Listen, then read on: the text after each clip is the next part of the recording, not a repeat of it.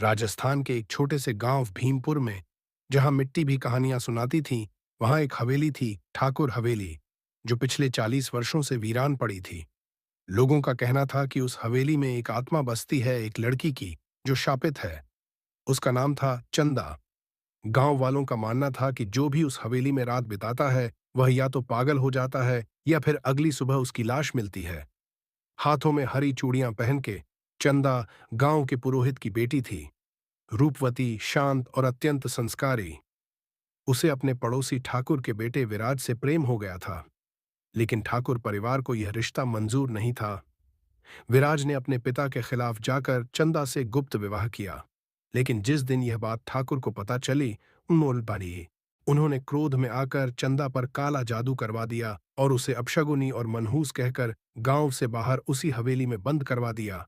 उसने अपनी अंतिम सांस उस हवेली में ली, अपमान, पीड़ा और प्यार के विश्वासघात के साथ। मरते वक्त चंदा ने शपथ ली, जो भी झूठा प्रेम करेगा, उसे मैं उसी पीड़ा से गुजारूंगी। हरी चूड़ियां पहनाकर उसकी आत्मा छीन लूंगी। समय बीत गया, लेकिन चंदा की आत्मा वहीं बसी रही, हवेली की तीसरी मंजिल पर, हरी चूड़ियां खनकाती हुई। 2025 में शहर से एक लड़की आशना गांव आई। उसे रहस्यमयी कहानियां बहुत पसंद थीं। जब उसने हवेली की बात सुनी, तो वह उत्साहित हो गई। गांव वालों ने मना किया, लेकिन आशना ने जिद की। मैं कोई डरपोक नहीं हूं, मैं उस हवेली में रात बिताकर रहूंगी। रात का पहला पहर। हवेली शांत थी, लेकिन उसकी दीवारें सरगोशियां कर रही थीं। आशना ने अपना कैमरा ओनन किया, लेकिन उसमें कुछ अजीब सी आवाजें रिकॉर्ड होने लगीं। क्यों आई हो? क्या तुम्हारा प्रेम भी झूठा है? कमरे में अचानक हरी चूड़ियां गिर पड़ीं। आशना ने उन्हें छुआ और एकदम उसकी आंखें काली हो गईं। वह बेहोश होकर गिर पड़ी। आशना ने एक सपना देखा, लेकिन वह कोई सपना नहीं था। वह पिछले जन्म की झलक थी। वह खुद को चंदा के रूप में देख रही थी। वही प्रेम, वही विश्वासघात, वही हवेली और वही शपथ। और सामने विराज था, लेकिन इस जन्म में उसका नाम था आरव, आशना का बॉयफ्रेंड। उसे अब सब समझ आ गया।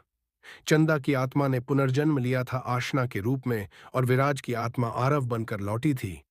चंदा की आत्मा अब दो हिस्सों में बांटी हुई थी, एक जिसने बदला लेना था और एक जिसने क्षमा करना सीखा था। हवेली में अब दोनों आत्माएं टकरा रही थीं, एक अंधेरे में डूबना चाहती थी, दूसरी प्रकाश में लौटना। हरी चूड़ियां अब खून से लाल हो चुकी थीं। अगली सुबह गांव वाले हवेली पहुंचे। वहां आशना जमीन पर पड़ी थी, आंखें खुली हुई पर भाव शून्य।